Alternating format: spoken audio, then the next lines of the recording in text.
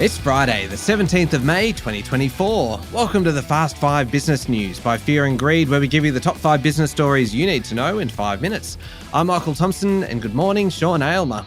Good morning, Michael. Sean, 5 stories, 5 minutes, let's go. Story number 1, the unemployment rate jumped to 4.1% last month, following a surge in people looking for work. The unemployment rate was a surprise given the number of people employed grew by almost 39,000 according to the Bureau of Statistics. Both the growth in employment and the unemployment rate were higher than economists expected. The March number was also revised upwards.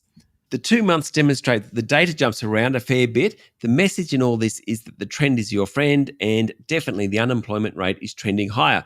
Isn't really a surprise. In fact, what has caught the government and the Reserve Bank unawares is how well the labour market has done. Of course, that helped the government deliver a budget surplus, which we heard about this week. April's employment gains were driven by a 44,600 increase in part-time workers, slightly offset by a 6,100 drop in full-time employment. The high migration rates pushed the participation rate to a near record high of 66.7%. Sean, just quickly, it's been quite a week, hasn't it? In the economics world, we had the federal budget, which was slightly inflationary, though the CPI rate will fall later in the year. We had yesterday's labour force figures that you just went through. We also had US inflation figures come in lower than expected. What does it all mean? Where do we stand on interest rates?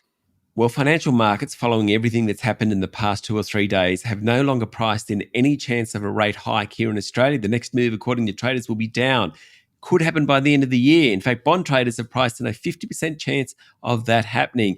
Everything that happened over the past 24 hours, it sent the share market up nearly 2%. That's not that far off a record high here in Australia. The Aussie dollar jumped up too. It was trading just under 67 US cents. Very big 24 hours or so for markets. Certainly was. On to story number 2 now, and the Reserve Bank expects house prices and rents to keep rising for some time, saying a perfect storm has prevented the construction industry from building more homes, even though there is plenty of demand, spurred on by migration and working from home.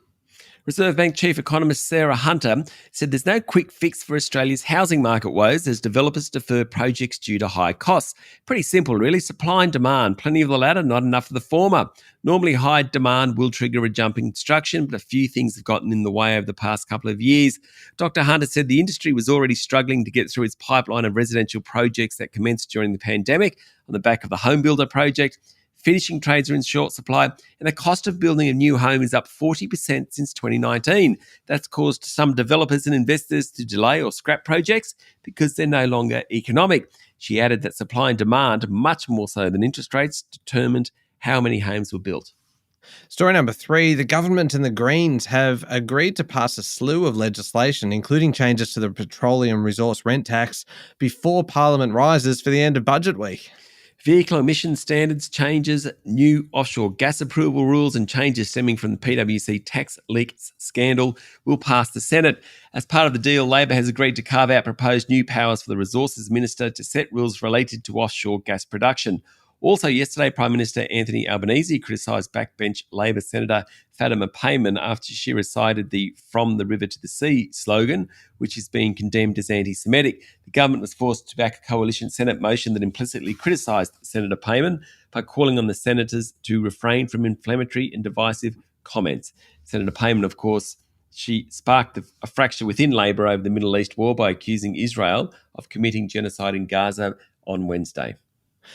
Sean, story number 4, former Prime Minister Scott Morrison and presumptive Republican nominee Donald Trump are somewhat unlikely bedfellows, but they certainly are close, aren't they, with the former Prime Minister visiting Mr. Trump in New York and calling the current legal battles involving him a pile-on.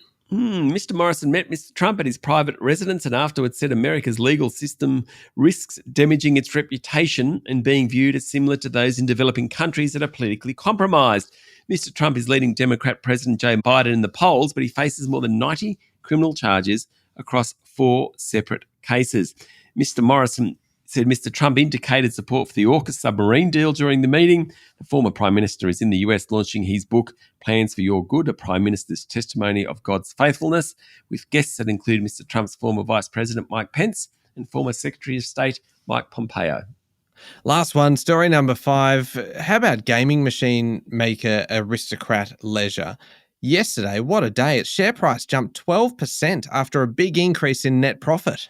Yes, its net profit was up 16%, meant a higher dividend, a boost for its share buyback program. Fascinating company. It's got three arms: traditional gaming machines, what you find in pubs, clubs, and casinos; online social; online real money gaming. Aristocrat's doing well in the US slot machine market, whereby it effectively rents out the machines and takes a cut of the money put through them. Particularly successful has been the recent launch of 6 NFL branded machines. That's making them a lot of money. In the social gaming division, which is called Pixel United, a 17% increase in profit was driven by growth in Aristocrat's market share in social. Also, a role-playing video game called Raid Shadow Legends, very popular amongst gamers. All right, there we go. The top 5 business stories in 5 minutes. Thank you, Sean. Thank you, Michael. It's Friday, the 17th of May, 2024. Remember to hit follow on the podcast. If 5 minutes isn't enough, you can find our longer daily show called Fear and Greed wherever you listen to podcasts. I'm Michael Thompson, and that was the Fast 5 Business News by Fear and Greed. Have a great day.